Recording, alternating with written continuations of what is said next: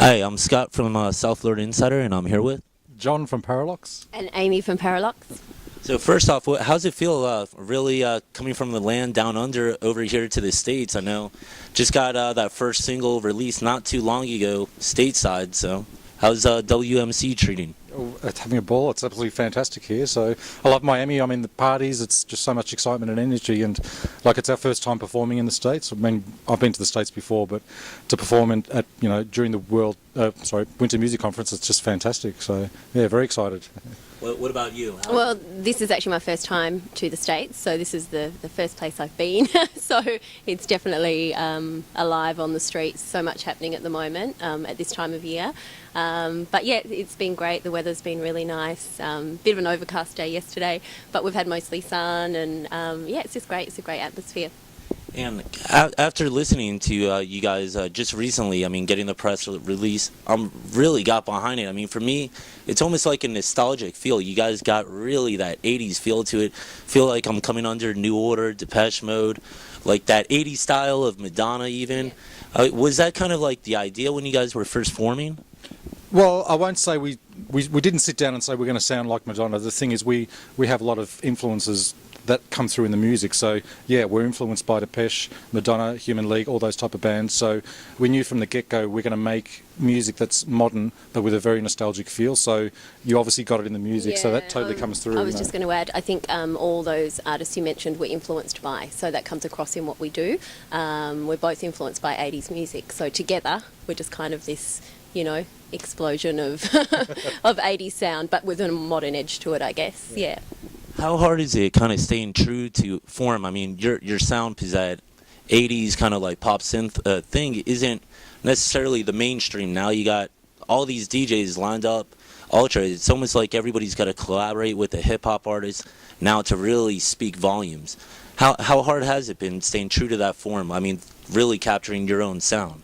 It hasn't been hard at all, because the thing is we're very dedicated to the type of music we make, so it's quite easy to stay true to our form. I mean, at the end of the day we could go like the ultra commercial route, but we'd end up sounding the same as everybody else. So for us it's quite easy because we love our style of music so much, we just keep doing what we're doing, and God bless that other people sort of like the music that we make. So it would be easy to go down a commercial route and we could just bang out a deep house or a commercial sound, but I think if we did that then we wouldn't really be Parralox.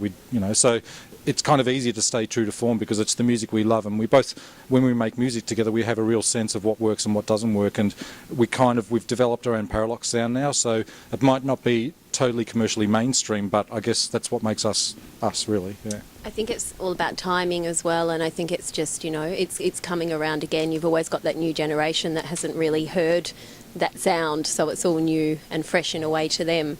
So I think we're just lucky that it is coming around again, and especially in the States as well. They seem to be listening to more sort of electro pop now at this point in time, so that really opens doors for a band like us. Yeah, I guess I was kind of thinking about that, like, the fact that we have sort of our own unique sort of style is a good thing in a way. We might not be ultra commercial, but I think that's what kind of sets us apart. I mean, we could sound like everybody else, but the fact that we sound the way we are gives us kind of our little edge and feel, I guess. So yeah, I mean, there's a place for all sort of music, and I mean, I guess there's a place for our sort of style as well. So What do you think I mean, really, the gay community seems to love the synth pop thing. I mean, that's huge. It's made waves for a number of years now. What do you think, I mean, kind of like being kind of out there in front? I mean, when you're thinking of the gay community, especially down here, your band is up there. You guys are well known. Why is that? Well, gee, good question. Look, honestly, I mean, I'm gay, so I've grown up with, gay culture, and, I've been a massive music fan from get-go. So I think, the kind of music we make is, I guess when anybody hears it, no matter the audience, straight, gay or whatever, people can really relate to it, So we make the music that we love, and I think it's not surprising that, different communities will embrace that sound as well, whether they're gay or straight or whatever there is. I also think when you've got kind of that Madonna-esque vocal happening, or you know what I mean, you do find that I guess familiar, the gay fan base always jump on board. They love a diva, so yeah. I may as well be a gay man.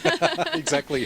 You think that kind of ties into, I mean, like, because I guess more of the European. It's really everybody outside of the states finds more beauty in the music, and I mean your music, even through the videos and stuff that you guys did, sharper than a knife. I mean, definitely a little edgy though, but kind of gives you that feeling. I mean, like it's personifying something. It's not just like you're listening to the music and that's it. It's like it's kind of embedded in your head the rest of the day. Yeah, well, I guess we've, like, clearly none of this happens by accident. Like, we always have a clear game plan when we're writing music or doing the videos together. So we kind of have our own sort of, I guess, would you call it philosophy for the band, or? I guess it's Yeah. just, going back to pop with substance as well, just well-written songs. Just having that, a bit of substance there, Exactly. Like, we've made a conscious effort to sort of, obviously with the music we're combining very retro elements with modern elements, and that kind of gives us our sound.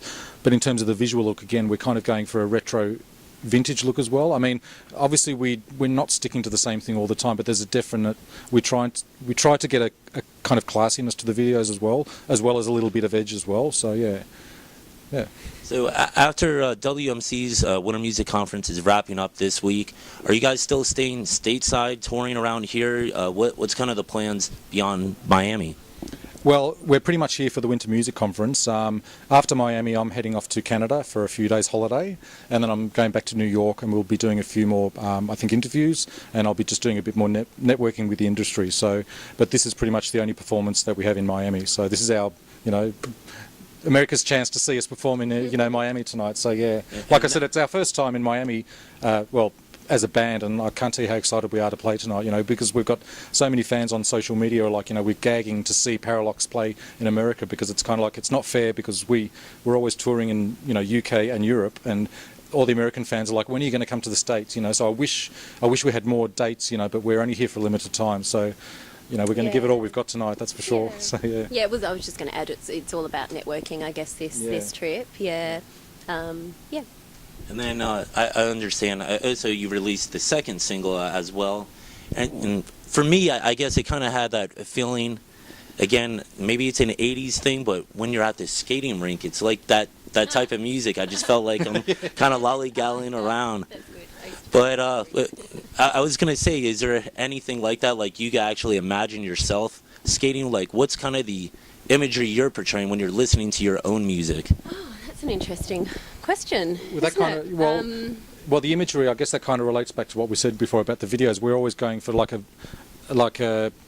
elegant, chic sort of look, which is, not easy when you don't have like $1 million budget. You do the best with what you can. So I guess visually, in terms of visuals for the videos, we definitely, I guess you can watch the videos and see how they are. We definitely go for like a little bit of a classy look, sophisticated. Yeah, we try our best, that's for sure. Or we try our best to portray that. Hopefully that comes across. in the artwork and the actual videos themselves, So, yeah, and I guess obviously the whole, we work really hard to make sure the whole package fits together, both, cover artwork, the songs and the videos as well, because like music is not just one medium, it's a whole bunch of elements stuck together. That's definitely something I noticed about you guys, that you really fuse both elements together, where it's not like you necessarily have a video team putting something together. I mean, that's your baby, the music and the art form. Correct. I mean, like when I was growing up, at least we had vinyl records, and the cover of a record is sometimes just as important as the song. Obviously not always, but back in the day when you had like a vinyl record or a CD, you're looking at the cover and you listen to the song as well as the video, and it's the whole experience. It's not just one thing by itself. And you mentioned New Order before. All of their cover work was very consistent, and you could identify their albums and their stuff. So like Peter Saville is just a genius, Yeah. We take a lot of inspiration. So we're a huge fan of I guess that formula. Absolutely, So outside of the upcoming full-length album, which is, do we have a date yet, or? Okay, well the release plan is, our next single is Silent Morning. That'll be coming out. The plan is it'll be coming out in the next month. We just need a few of the remixes to come in. So the next single, Silent Morning, and the next album will be called, the tentative title is Recovery, and we're doing, for the first time ever, we're doing a covers album.